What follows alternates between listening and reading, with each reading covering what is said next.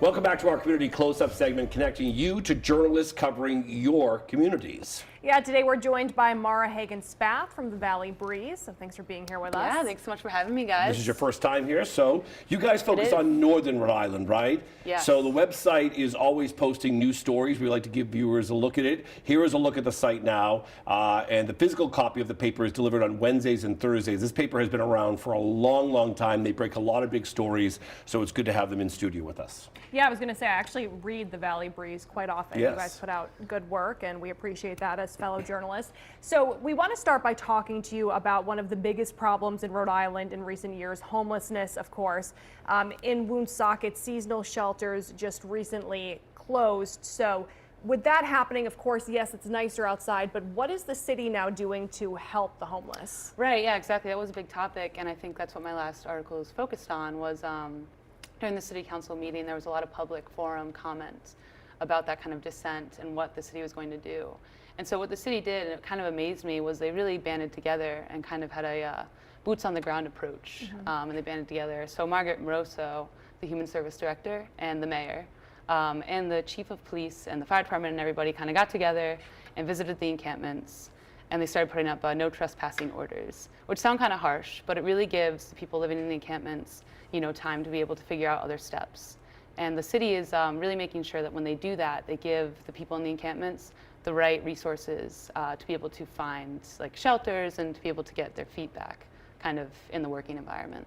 Yeah, so the goal is to get them into more permanent housing, of course, and Yes. kind of a stepping stone to do that. Definitely. I think that's what the city does extraordinarily well, is that they use these social services to kind of really end homelessness with the homeless person being homeless the first time. Right. You know, they kind of want to stop it where it starts. Right, and it's hard though too, because a lot of these people don't want to go to a shelter.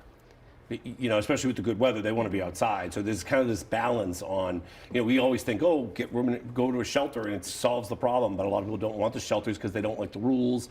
They feel like some of them, you know, get robbed and Right. stuff like that. So it's complicated. Right. No, Yeah. Definitely. There's a question of autonomy with it, for Yes. sure. You know, and you want to be able to treat people like they're human beings while also kind of maintaining, you know, a civil area in your city. Yeah, exactly. And obviously dignity too. That's so important. Definitely. The other issue that's really getting a lot of headlines here is the eventual closure of the Woonsocket sludge incinerator.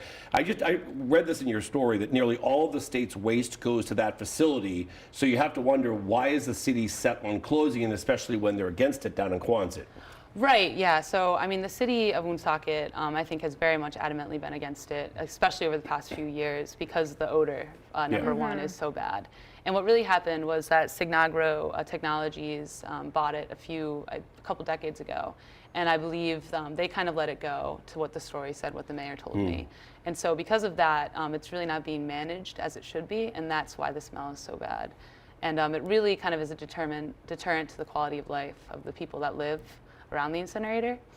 And it was actually watching the last city council meeting, the director of public works, Steve D'Agostino, he was talking about how close the incinerator in Woonsocket is to like very viable resources like high schools and hospitals. Right. And, you know, to have something that, you know, processes this hazardous waste so close to a hospital is kind of an issue. Right. And the Quonset one, I believe, is a lot farther away from places of interest. Right. I mean, we need a sludge factory, whether we like it or not, but the problem is nobody wants it in their backyard. Right, it's one of and those. Exactly. Yeah, especially if you're smelling that every day. That's not pleasant at all. Right, and I think the Quonset, it's going to be operated differently than the one in Woonsocket. Yeah. So the one in Woonsocket, they like incinerate their sludge in a way with like an open flame. Right. And I know that the one in Quonset is going to use a prolaxis, or some technological term that I don't quite know. Right, right. Yes. But I think there's a lot of push against that one too. Like So you we're said, a lot of people against that. So great stories, and you're there 4 months, so you're already hitting the ground running. Yeah, I'm trying, man. That's Doing great. what I can. Yeah, you're the pride of Narragansett today. Oh, please, All right, please. thanks for coming in. We Thank certainly you. appreciate it. Yeah, thank you guys.